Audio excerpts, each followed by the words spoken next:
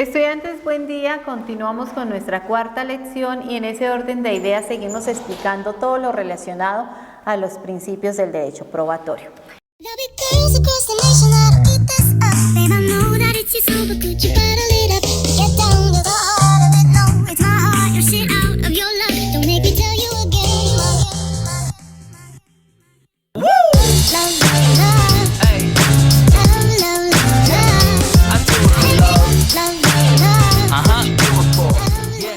Entonces vamos a continuar con nuestra temática relacionada a el principio de la imparcialidad del juez en la dirección y apreciación de la prueba.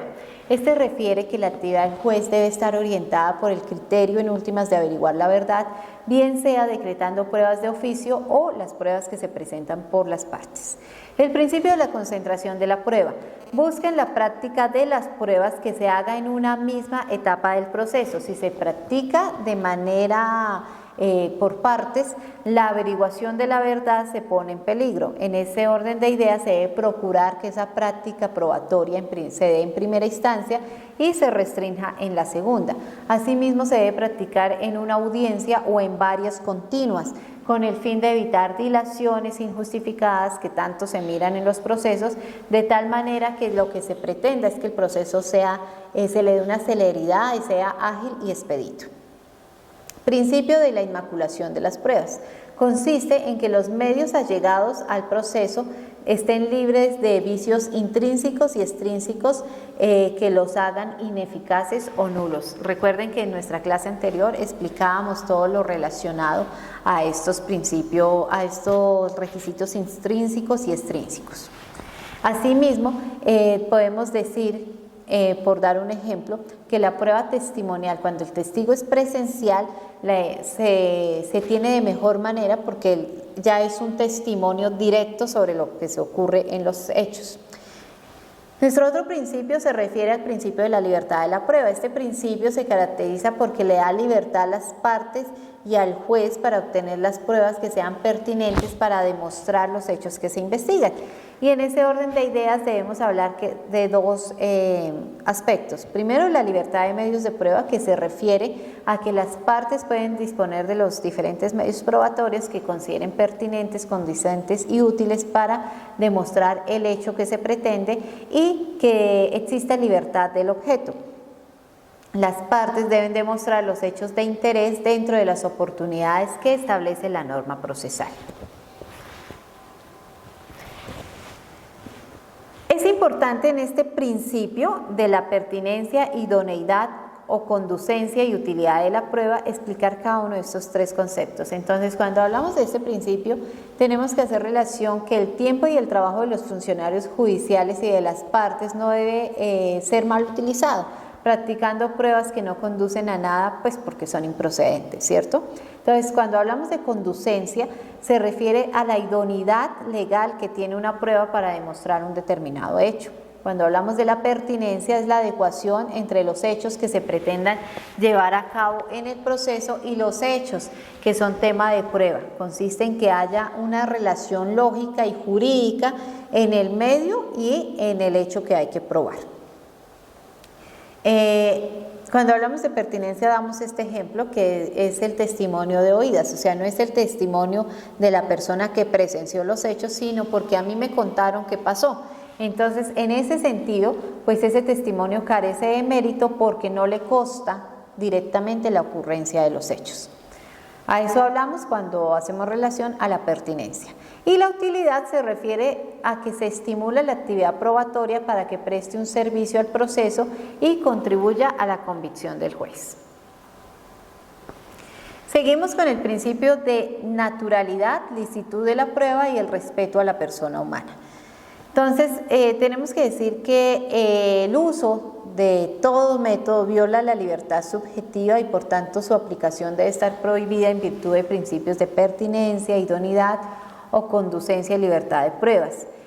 Asimismo, tenemos que decir que cuando se incluye la prohibición y sanción de testimonios, dictámenes periciales, traducciones o copias que hayan sido falsificadas o alteradas, amenazas a testigos, al perito de la parte, se opone a todo el procedimiento ilícito para la obtención de la prueba y por tanto toda prueba que viole toda esta reglamentación debe considerarse como ilícita.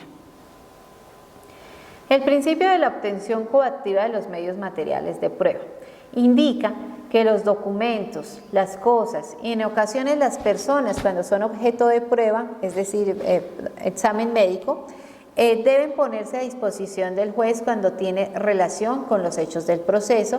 En virtud de ello, este último, es decir, el juez puede ordenar diligencias que considere pertinentes como allanamientos, citaciones, inspecciones, en fin.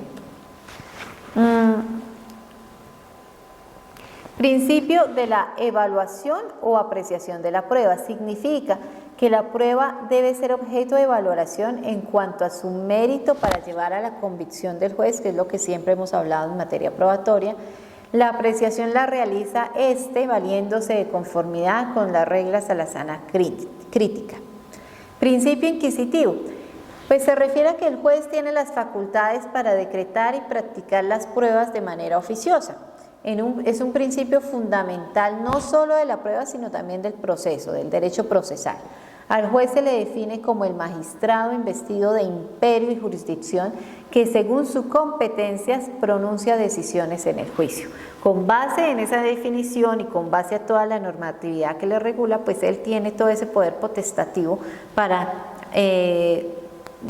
involucrar o introducirle mejor celeridad al proceso y de esta forma ejercer o solicitar medidas, pruebas oficiosas con el fin de esclarecer todo el material probatorio que tiene para llevar a cabo la realidad de los hechos sucedidos. Principio de oralidad. El sistema oral tiene como ventajas que favorece la inmediación, que es el contacto directo que tiene el juez con la prueba, la contradicción, que es la posibilidad de las partes de contradecir las pruebas presentadas, y la mayor eficacia de la prueba, razón por la cual debe recibirse en audiencia. Esto no solo implica el lenguaje verbal, sino también el corporal. Nosotros decimos que como nos movemos, como manejamos nuestro cuerpo, también estamos llevando a cabo un lenguaje, ¿cierto? Esta es una serie de emociones, sentimientos, estados de ánimo, animadversiones que permite al juez forjarse una mejor idea de lo que ocurre entre las partes que se encuentran inmiscuidas dentro de un proceso. Por eso es tan importante el sistema oral. En igual sentido, la práctica y debate de pruebas debe darse de manera concentrada y también de manera oral. Principio de la carga de la prueba y autorresponsabilidad de las partes por su inactividad. Entonces, ¿a qué se refiere este principio? Partimos de que las partes tomamos como consecuencias soportamos mejor las consecuencias de nuestra inactividad o de nuestro descuido. La carga de la prueba indica a cuál de las partes le interesa mejor demostrar los hechos que constituyen el fundamento de sus pretensiones o excepciones, bien sea en la demanda o en la contestación de la demanda. Mientras que con respecto al juez constituye una manera de evitar una sentencia inhibitoria.